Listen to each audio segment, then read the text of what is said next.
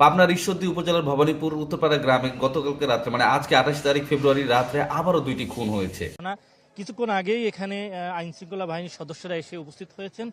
যে ঘটনাটি ঘটেছে গত মধ্যরাতের পর থেকে যে কোনো সময় আসলে নির্দিষ্ট করে সময় বলা এই মুহূর্তে সম্ভব হচ্ছে না, কেউ জানাতে পারছে না।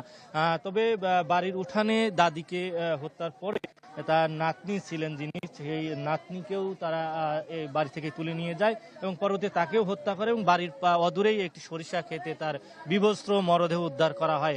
পুলিশ এবং স্থানীয় যারা রয়েছেন এলাকাবাসী তারা ধারণা করছেন যে গণধর্ষণের পরেই নাতনিকে হত্যা। ভাই এগুলির বিচার কবে? এগুলি এগুলি কখনোই থামবে না ভাই।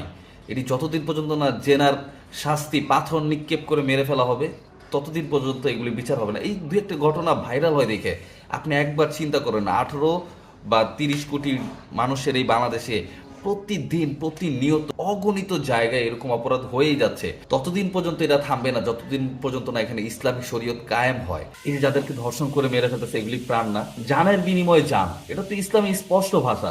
এই অপরাধগুলো যারা করে তাদেরকে জনগণের হাতে দিয়ে দেখ, শরিয়া কায়েম বাস্তবায়ন করুক। কেউ কি না করবে? পাথর নিক্ষেপ করে মেরে ফেলা হোক। কেন হয় না জানেন?